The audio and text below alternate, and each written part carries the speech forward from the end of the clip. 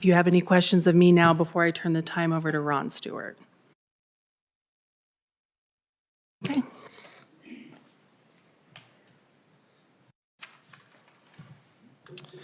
Good evening. Thanks for letting me come and take a few minutes and talk about the process that we go through as auditors to come to the conclusions that we do.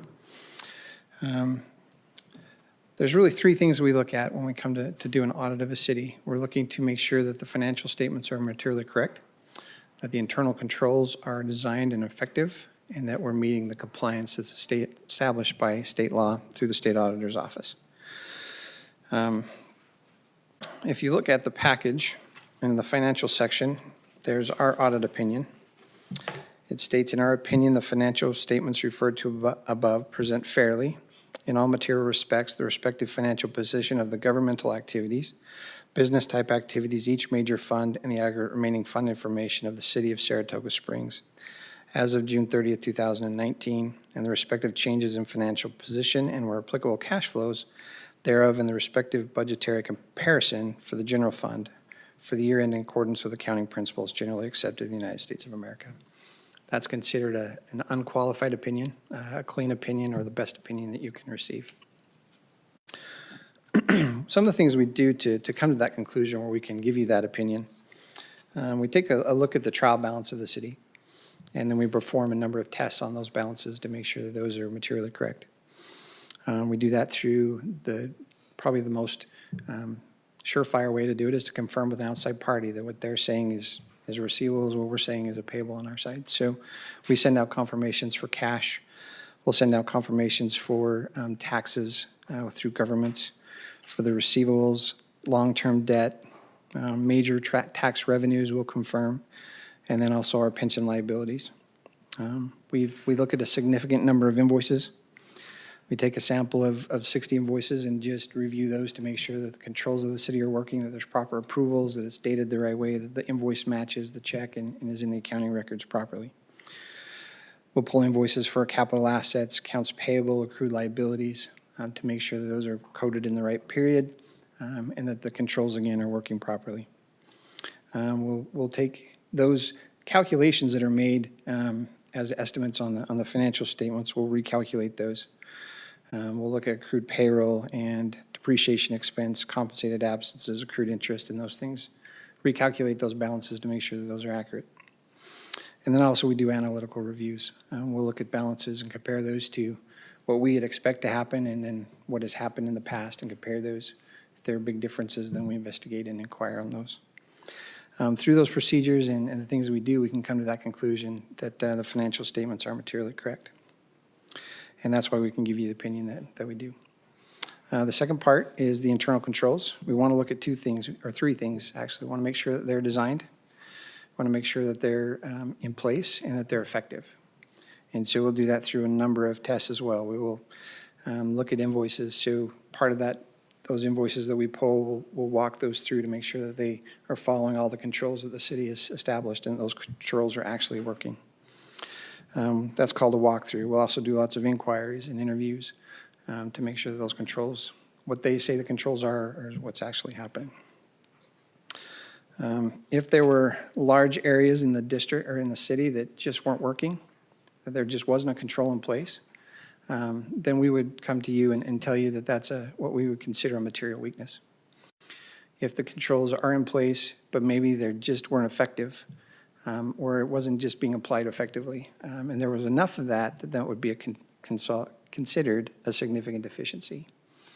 But through our testing and through the interviews and the things we did, we found no material weaknesses or significant deficiencies that would need to be reported. And the last thing we do is we look at state compliance. So the state auditor has asked us to look at certain areas in the city, some on an annual basis and some on a rotating every 3-year basis. So the areas that we looked at this year were budgetary compliance, fund balance, justice courts, Utah retirement systems, restricted taxes and related revenues, Open and Public Meetings Act, Public Treasurer's Bond, and interfund transfers. And so the state auditors gives us a prescribed set of forms and things that we need to do, procedures to go through to make sure that the city is in compliance with state law.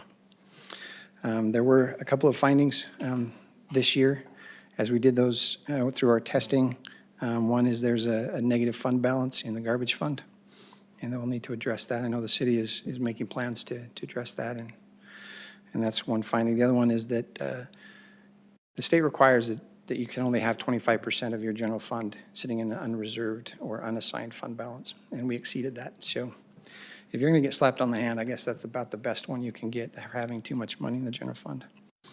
But we will need to make budget amendments and try and get that moved over to the capital projects fund so we can plan for that. With that, that's a real quick review of what we do and the conclusions we came to. Is there any questions I can answer, anyone? I would just like to point out the budget amendment you did tonight corrected that deficiency, and it's a quality problem as far as I'm concerned. Good problem to have. Okay, I'd just like to thank real quick the staff. They do a great job. We throw a lot at them, and they are really quick to handle it, and we appreciate it. Okay, library fines and fee amendments. There's not a resolution on that. Okay, I will entertain a motion to accept the audit. I'll move that we approve the fiscal year 2019 audit. I have a first from Councilwoman Barch. I'll second. Second, Councilman Podeska. Any further discussion? Podeska? Aye. Wilden? Aye. Barch? Aye. Porter? Aye. Motion carries unanimously. My favorite motion every year.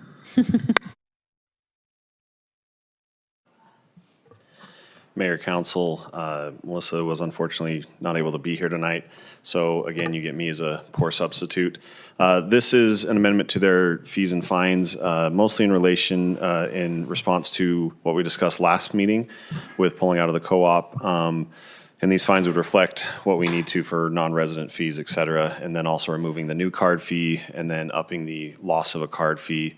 Then also adding for if we have to send an account to collections, because there is quite a bit of staff time that is required for that. So with that, I will try to answer any questions you have and go from there. My only one was on the proctoring fee. The total cost is showing between 37 and 54. We're only charging 10.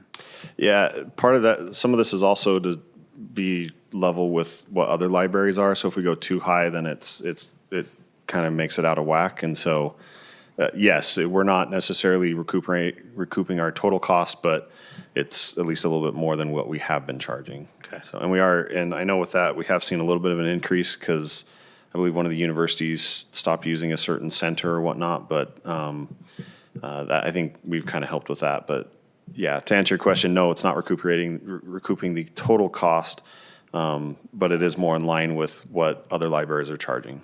Okay. Okay. Any other comments? Okay, I will entertain a motion. I move to approve the library fines and fee amendments R19-67 dated today. I have a first from Councilman Porter, I'll second. a second from Councilman Wilden. Any further discussion on the motion? Roll call, Porter, Aye. Podeska, Aye. Barch, Aye. Wilden. Aye. Motion passes unanimously. We have business item 3, Fox Hollow, N1 Phase 7B preliminary plat. Fill in for Senior Planner Sarah Carroll tonight. She could not be here. Preliminary plat, 2580 South Coleman Lane. This is in the Fox Hollow development, the zone of R110 PUD. And Brock Nelson is the applicant. Looking at a 10-lot subdivision. They're not asking for any other considerations. Be standard zoning, R110 zoning. Lots are at least 10,000 square feet. Power line will be relocated. There's a power line corridor easement on the plat as well. They are doing some offsite open space as well as the open space trail along the south and along the west side of the project. That will be completed with this subdivision. And here's just the trail layout. And a sampling of homes that will be constructed there. Staff does recommend approval of the plat. Is seen as it meets all applicable ordinances and engineering requirements. Councilwoman Barch. The question I had, Dave, on this was with the power line corridor. So is it being relocated or just buried? Well, on our maps, it's listed as a line to be buried, so Okay. that would have to be a buried line And there. then they're still putting the trail across Right, that section. yep. So that's why it decreased from 60 feet down to, what, 20 feet or whatever it was. Get the trail location there. Councilman Wilden? I don't have anything, it's pretty straightforward. Do you have our mic switched? Is that what it is? Oh, Probably. we switched spots. Oh. I'm the comber today. Yeah. Okay. Oh, sorry. I was Did you just have a like, comment? mine's not even on. I don't. Okay. So question with drainage basins and drainage swells there. So Fox Hollow has that main one that's there on the south end of that property. And on one of these, I see an additional one, I guess slightly to the north. It has a 90-degree elbow going over to the swell. So one of the concerns I have is not having to repeat Jacob's Ranch. When water's flowing down those, they don't like to turn 90 degrees. So I was wondering what the rationale was behind that design. So we asked the engineer to address that in his model, and his computer model showed that that turn would work with the design flow. Flow or just a runoff? That was not a debris flow, no. Okay. Yeah, because, I mean, looking at our contour maps, I mean, that's coming down parallel with the other basin, or the other drainage swell from the mountains there. I'd just be ultra concerned, especially for those two lots that are in the southwest corner, just getting plowed if we ever had another Jacob's Ranch situation. Okay, we can address the debris flow issue. Okay, We'll do that. that would be great. Do you want that as part of the motion? Please. So if you do want to make a motion on that, make sure you include that. Okay. Applicant here, they want to say anything? If you want to come up to the table and. Thank you. My name is actually Mitch Vance. On the agenda, it's accurate. The staff report lists Brock Nelson. He's no longer with our firm. Mitch Vance, JF Capital, developer of this project. One thing I did want to clarify, we are planning to move the lines to Sitla's property. We're under an agreement with Sitla to have those lines moved, and Rocky Mountain Power is designing that right now. I will entertain a motion. I move to approve the business item number 3 with the change that engineering readdress the drainage. I have a first from Councilman Podeska. Second that. I have a second from Councilwoman Barch. Any further discussion? You need staff Can we finding. clarify that so that it's not the drainage, but it is address a debris flow? Exactly. Yes, please. Amended to the debris flow. Second the I have amendment. an amended It's the- first and amended second. You'd need staff findings and conditions to. And amended with staff findings and the conditions. Likewise. Okay, I have another amended first and another amended second. Any further discussion, comments, changes? Okay, Councilwoman Barch, Aye. Wilden, Aye. Porter, Aye. Podeska. Aye. Motion passes unanimously. Okay, we have the 2020 City Council Annual Meeting Schedule, Resolution R 19-68. I object. There's no questions from the council. We've had it in our packet. I'll entertain a motion. I move to approve business item number 4 dated today. Okay, I have a first from Councilman Podeska. I'll second. I have a second from Councilwoman Barch. Any further comments? Okay, Podeska, Aye. Wilden, Aye. Barch. Aye. Porter. Aye. Motion passes unanimously. We have an ordinance granting Quest Corporation, DBA CenturyLink, a Colorado corporation franchise agreement. Kevin's lost his voice, which is why you don't hear him speaking tonight. He says this is correct and it's ready to go. Okay, It's just modifying our franchise agreement with them. perfect. I will entertain a motion. I move that we approve business item number 5, including ordinance R 19-40 dated today. I have a first from Councilwoman Barch. Second. I have a second from Councilman Porter. Any further discussion? Did Mark take your voice away, or are you just sick? Like Ursula. You're fine, I can hear it. Probably schemed against me. Okay, Sending sick people to your office all week. okay. Councilman Porter, Aye. Barch, Aye. Wilden, Aye. Podeska. Aye. Motion carries. The minutes from November 19th, 2019. There were a couple of I changes submitted. move to approve all, with all submitted changes. Okay, I have a first from Councilman Porter. I'll second. Second from Councilman Podeska. Any further discussion on the motion? Okay. Porter. Aye. Barch. Aye. Wilden. Aye. Podeska. Aye. Motion carries. Mayor, I do have one item. We forgot to mention that there will be the police open house tomorrow evening. Oh.